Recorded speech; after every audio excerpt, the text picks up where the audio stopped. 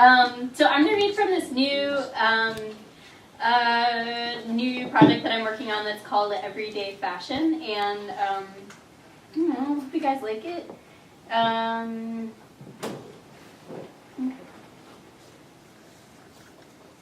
That while watching footage of dancers illuminating the grounds or floorboards of a theater, one can occupy similar spaces, can awaken and find oneself, despite bedroom attire, at once distinct and more discreet, more pulling and more gaps during the process of putting clothes on. Bar banter happens, dinner appears, cookies appear in the form of entreaties. Why? Leaves appear on trees in various colors. Speech bubbles between two persons appearing. A day in the life of blankets. When not in use, do they dream of bodies? I wonder. Without that, they lay there, soft and desolate. The things that happen when one isn't looking, like narratives, afloat, aflame. Flare-like and self-aware, within the cover of a tree line. One woman holds her chin in her hands and explains, "I think you know better than I do," while the other, with her legs crossed, both seated at a table, extends a hand. It's not impossible. The ongoing theater of our emotions eviscerates, sends rivulets that appear in streams, gestures that occur in random simultaneity, or do not, and appear in sequences of gestures made by a single body, proclaiming loudly like the sign that says, "This is what it means to be alive." They tell me not to ride my bike where I most want to, lest accidentally hit another being while occupying the same strip of civic engagement sent from my iPhone. They tell him that it is now acceptable to love the man that he already does, continuously, regardless of stated opinions. These structures confront me every day, though I don't pretend to know them. My boss tells me that she has to work through weekends, so she's not at work on a Friday, as I'm at the coffee shop on a Friday, underemployed, while the government, in its pinch, has had enough time to come up with terms to identify public health problems before health care, before reform, before providing occupations, besides grievances. We have already found a way to kill, give up on, doubt discovery. Above the asphalt of this world, with tears live streaming, I'm a punk, a rebel, a real vigilante. The Anns, the Lauras, the Lisa, way of coming into oneself in name. Individualities verified by last letter, marriage, optional sex change. In name, I am an individual, new kid on the block of myself, an observance of holiday identity, among commuters, among travelers, among contemporaries, the shock, shipwreck, reality of myself in the world. Dialectical new day, new after hours, words forming, vocabularies forming, sun up, radio on, wake up, shirt overhead. New colors, new temperature, new patterning on a window pane. Yourself in, and awkwardly placed. Where is the position for this? Where is the way that I feel in myself, or way of weird approach? What is the posture? Who are the models? I find myself texting you late one night after seeing grown-ups act out, slave away at being like children. You ask me if I'm all right, and I tell you that I don't know. I'm upset about something. My disposition in relationships is so shaky. I miss loneliness out of fear of being without anything to miss, out of fear of being doubtlessly happy. I sit and write, telling myself to shake it out, and it shakes me down, gets to the core of me. In day, in nighttime, beside soft yellow lights that dot the building next door, while sitting on the porch beside crowds drinking heavily, listening to music.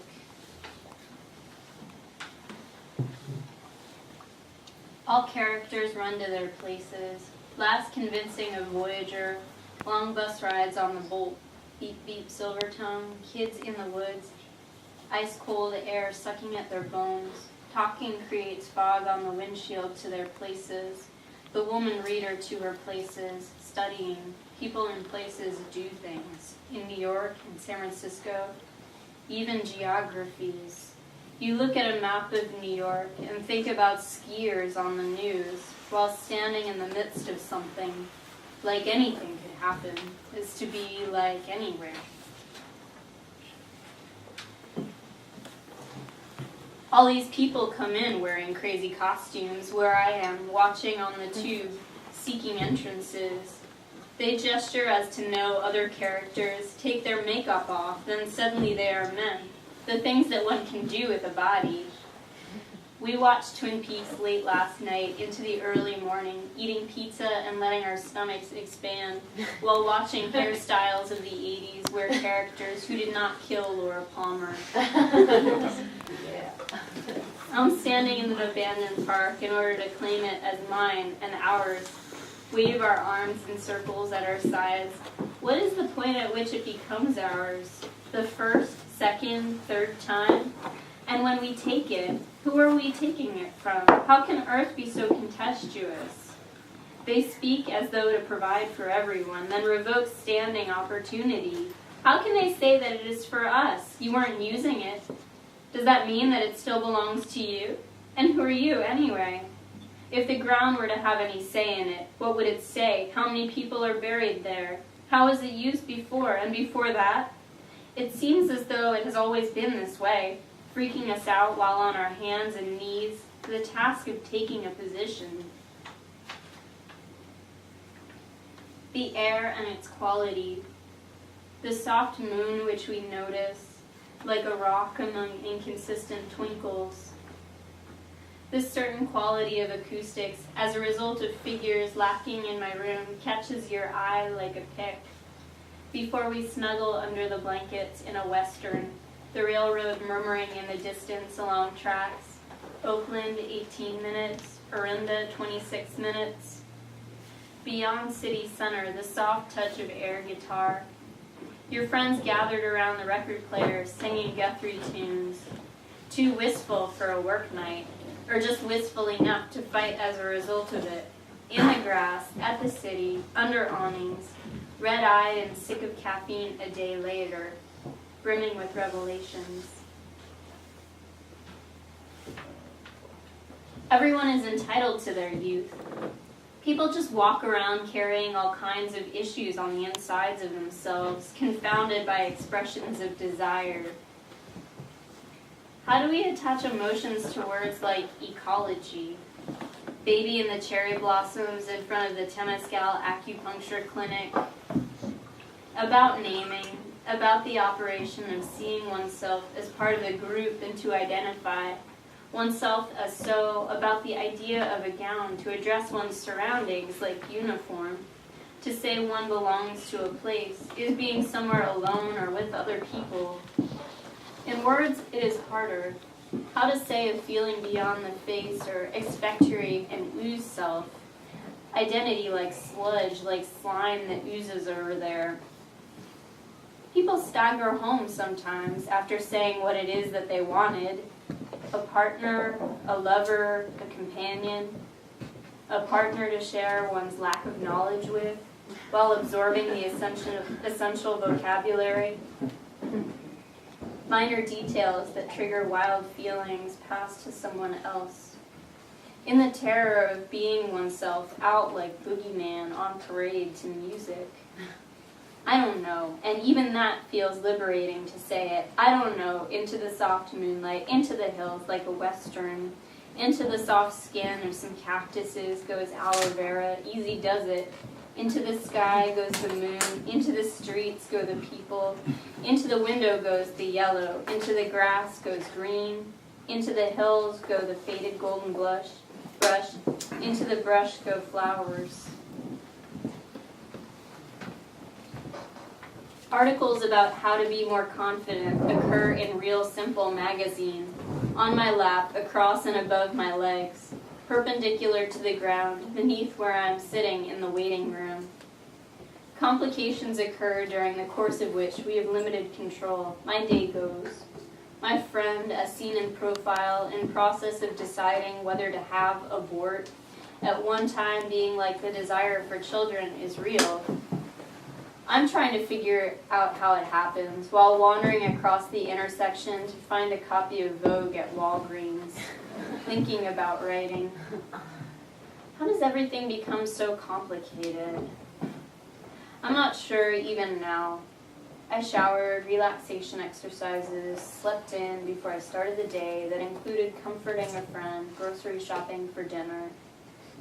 I am my writer's life, and yet it pleases me until my heart drops and I feel that I am an identity moving forward along some path, struggle in print and upon its actuality, and the feeling of immediacy associated with actions that signify identification of oneself within one's chosen path, and how urgently we turn the pages of magazines, march, rage, into ourselves encroaching upon the finite.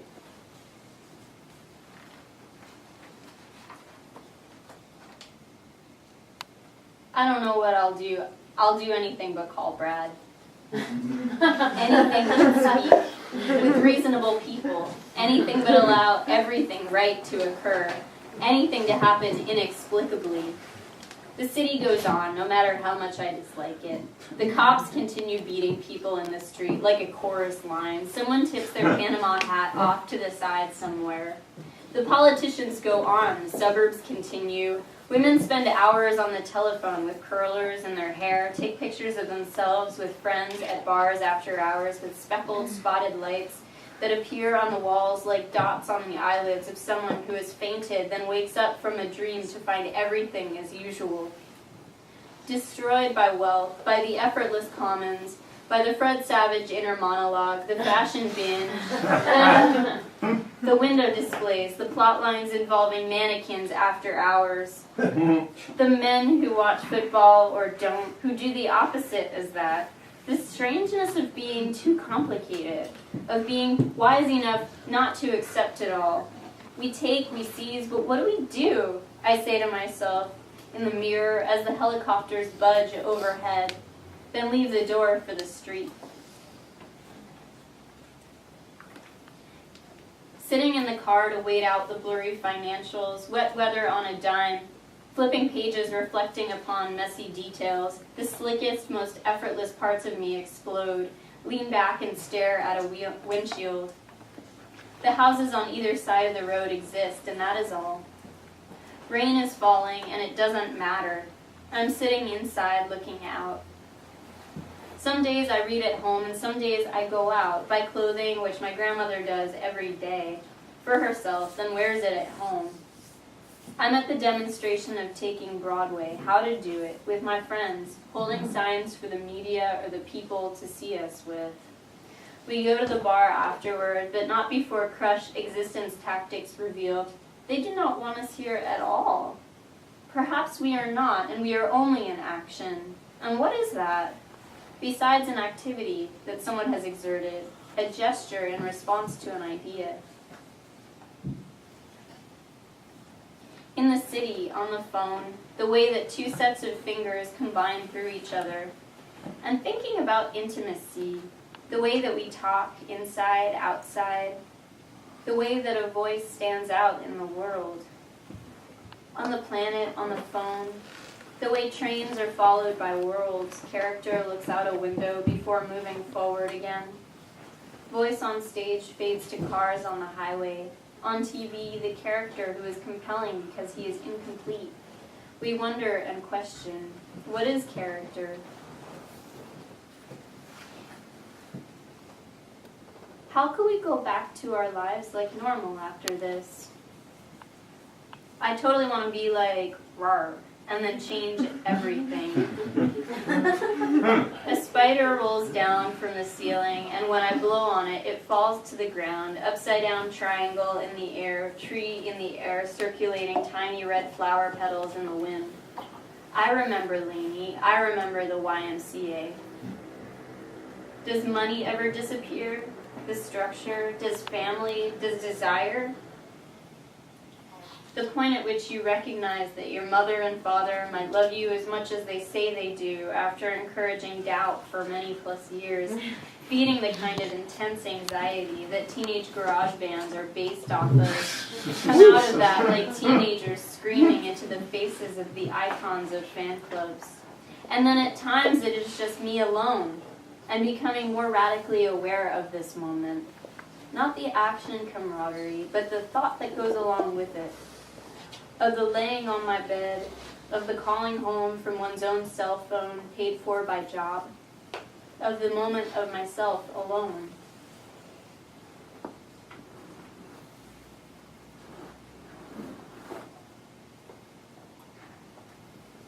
Lines on the surface extend. The continuous pursing of one's lips leads to gradual indentations. I'm speaking. My mouth moves, facing you. You express a certain way there, all on your own.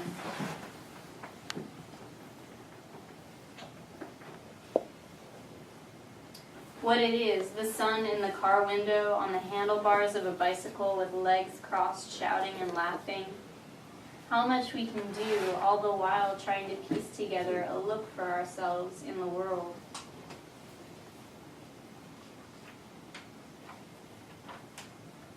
My grandparents left classical music on the radio while we slept. When I hear Brahms, I think about the way that they said, "Good night," before we walked away from the living room in our pajamas to sleep. About the multiple complex conversations going on within a moment. The way that the air around a person shifts. The way that they adjust the air. And thinking about a memory, the way that a memory feels. Alone, and then surrounded by other memories. People take all the time in the universe, slowly making commitments to the sounds of their voices.